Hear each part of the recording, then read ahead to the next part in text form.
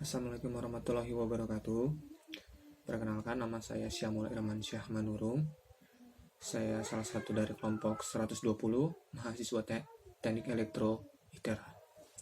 Di sini saya akan menjelaskan sedikit tentang IT literasi, di mana IT literasi ini akan berbicara tentang suatu alat di mana untuk mencegah atau memitigasi suatu bencana seperti longsor. Berikut kajian yang akan saya bahas.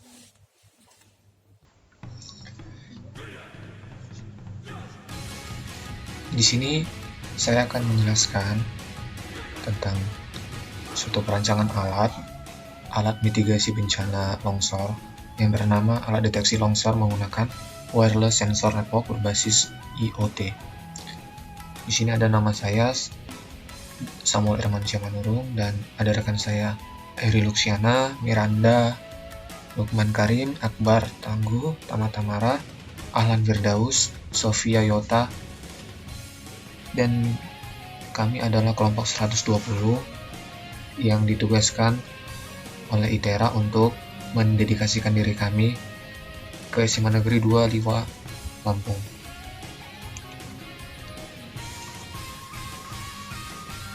IT Literasi Section. Outline-nya ada pendahuluan, tinjauan pustaka, pembahasan, kemudian lampiran. Pada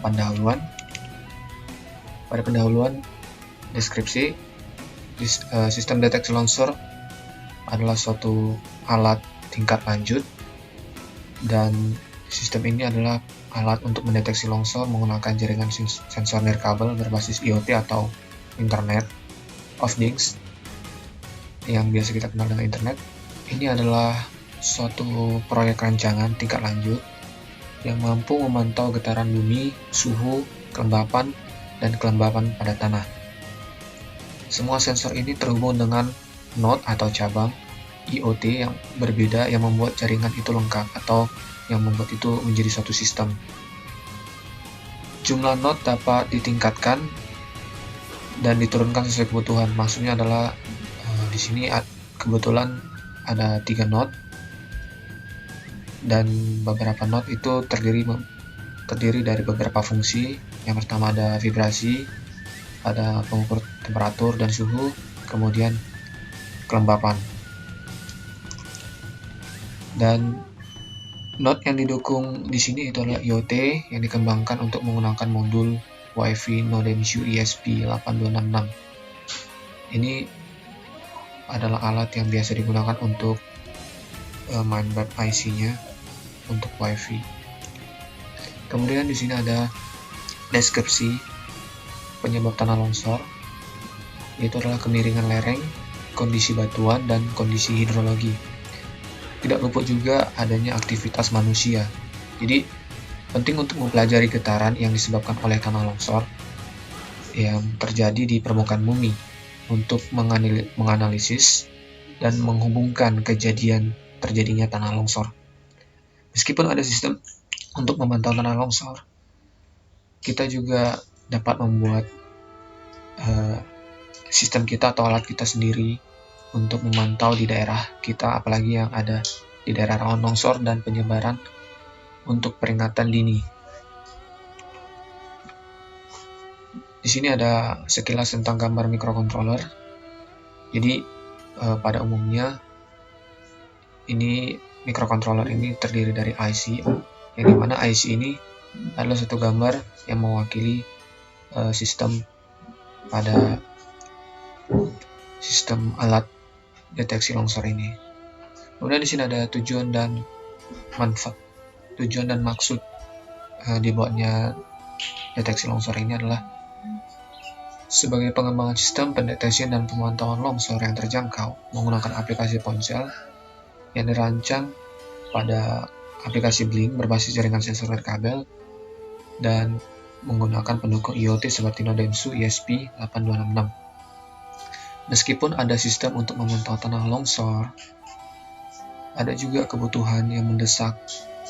Maksudnya di sini adalah lebih sederhana untuk masyarakat dapat meningkatkan pemantauan di daerah rawan longsor. Maksudnya di sini masyarakat bisa menciptakan sendiri alatnya untuk peringatan dini. Sistem pendeteksi longsor ini bertujuan juga untuk mengembangkan sistem pemantauan longsor yang terjangkau dengan menggunakan jaringan sensor nirkabel. Jadi tidak terbatas oleh jarak yang cukup jauh karena menggunakan nirkabel sebagai pengumpulan data yang efisien dari sinyal prekursor longsor. Kenapa IoT wireless sensor?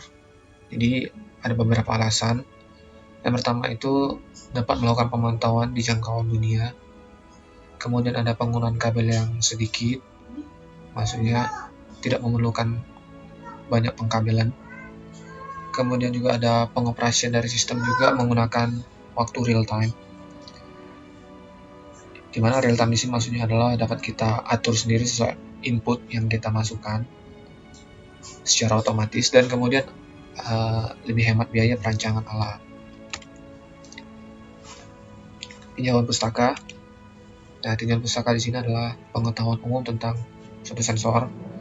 Jadi pengetahuan umum untuk suatu sensor ini ada sensor temperature and humidity monitoring node, itu sensor temperatur dan kelembapan. Kemudian ada soil moisture monitoring node, itu ada sensor kelembapan tanah. Kemudian ada vibration monitoring node, itu ada sensor gerak atau vibrasi. Jadi gambar ini mewakili dari satu kesatuan sistem. Jadi sistem itu satu, tetapi memiliki multifungsi karena ada beberapa unsur fungsi yang diterapkan dan dibentuk menjadi satu sistem alat pendeteksi longsor. Jadi pada note yang pertama di sini itu adalah vibrasi monitoring, di mana kita menggunakan SW420 yang dihubungkan ke modul WiFi atau mainboard WiFi Nodems UESP8266. Jadi data getaran akan dikirim per 1 detik ke aplikasi Blink jika dikoneksikan nanti menggunakan nirkabel IoT. Jadi saat getaran melebihi nilai yang telah ditentukan, akan terjadi peringatan di software atau aplikasi. Kemudian pada node yang kedua atau cabang kedua itu sensor suhu dan kelembapan, temperature and humidity monitoring, menggunakan sistem WiFi Nodems juga. Node ini bertanggung jawab atau memiliki tujuan untuk memantau suhu dan kelembapan. Jadi setiap data suhu dan kelembapan dikirim per 1 detiknya ke aplikasi Blink. Nah, jika nilai suhu dan kelembapan melebihi nilai yang telah ditentukan, peringatan akan dibuat.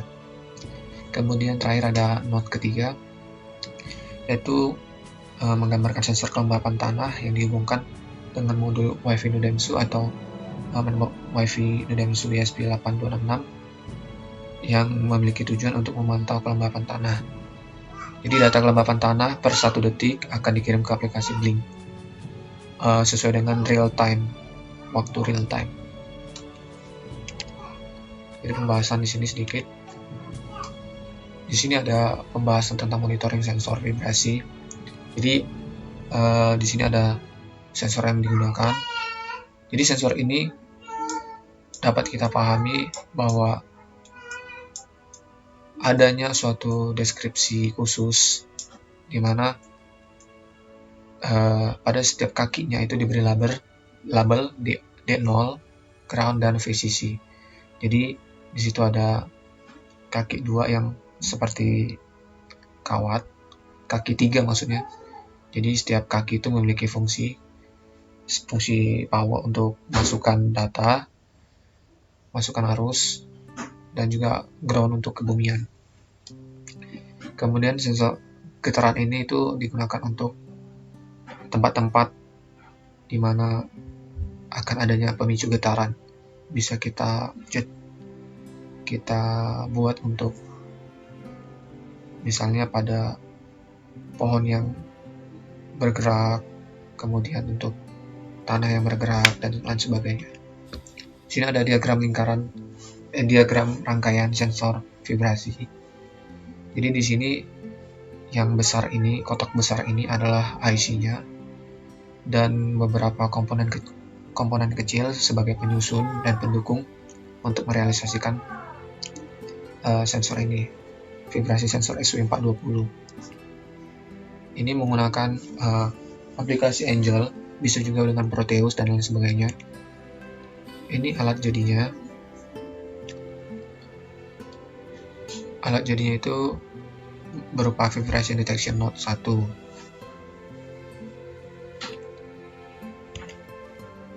Nah, ini ada pemrogramannya.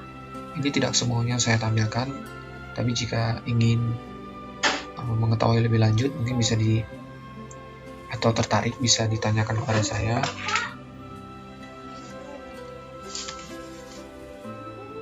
Kemudian itu pada node kedua, monitoring temperatur dan kelembapan sensor.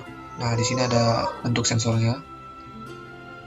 Setiap kaki itu memiliki kegunaan. Yang pertama ada VCC, kedua ada data, kedua ada NC atau netral, yang keempat ada ground. Sensor ini adalah sensor kelembapan dan pendeteksi suhu yang bernama DHT11 yang digunakan dalam proyek ini atau perancangan pada pembelajaran kali ini, itu untuk memantau kelembapan dan suhu.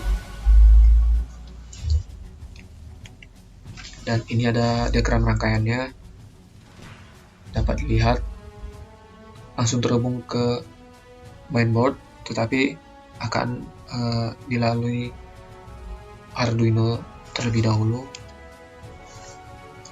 Di sini ada rangkaian Arduino.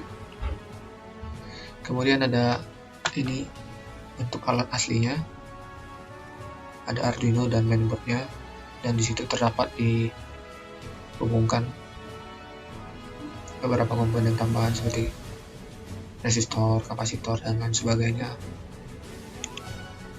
Dan ini adalah pemrograman sensor temperatur dan kelembapan.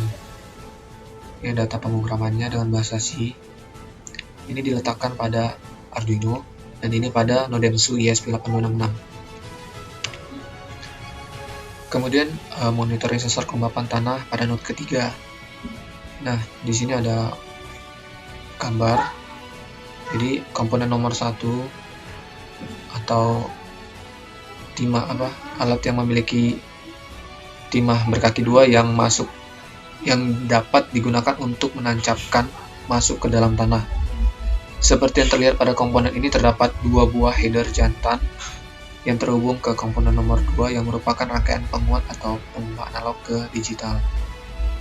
Jadi komponen nomor 2 ini atau yang paling atas, gambar paling atas itu sebagai monitoringnya atau pengubah data analog ke digital atau sebaliknya. Jadi saat lembab, LED akan menyala. Di situ ada LED di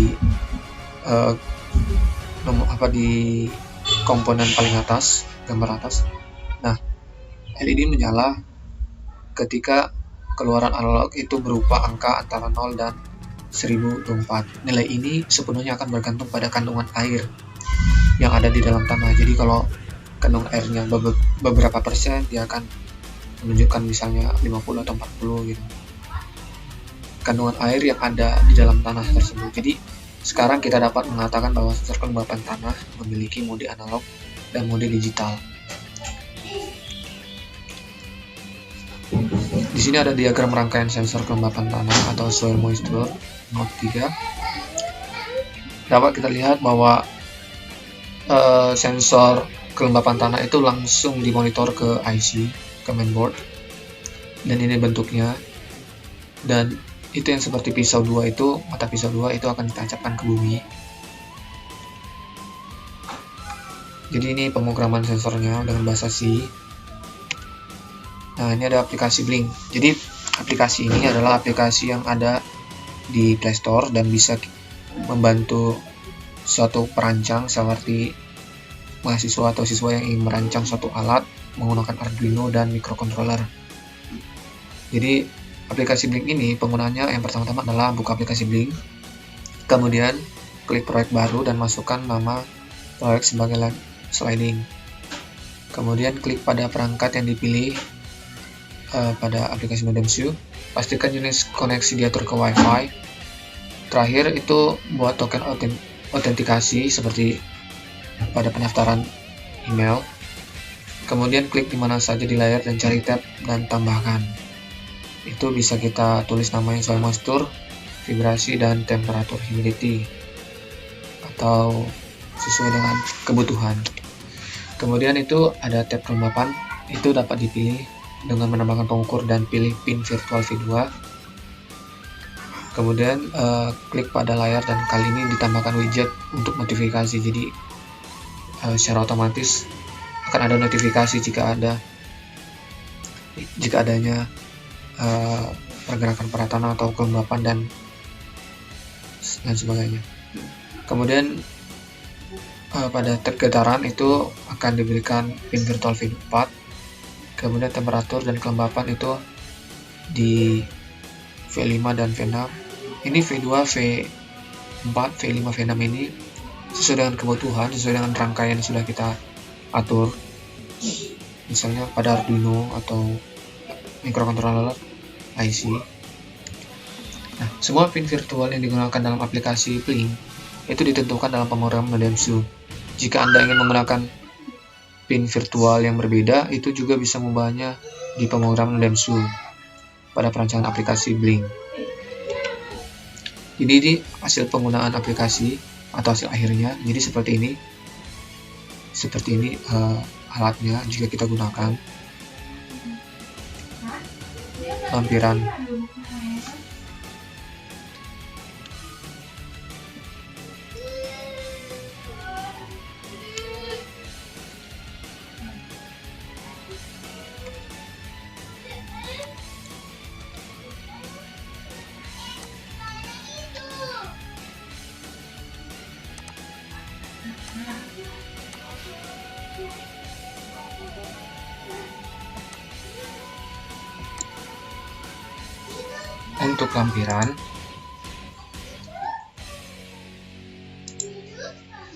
Untuk lampiran dapat diakses pada file selanjutnya. Di file selanjutnya itu terdapat video pembelajaran atau simulasi dari alatnya. Jadi mungkin sekian dari saya pemaparannya. Jika ada pertanyaan bisa ditanyakan melalui kontak saya yang telah tertera, dan saya harap adik-adik semua dapat memahami apa yang kakak jelaskan. Jadi saya akhiri, terima kasih.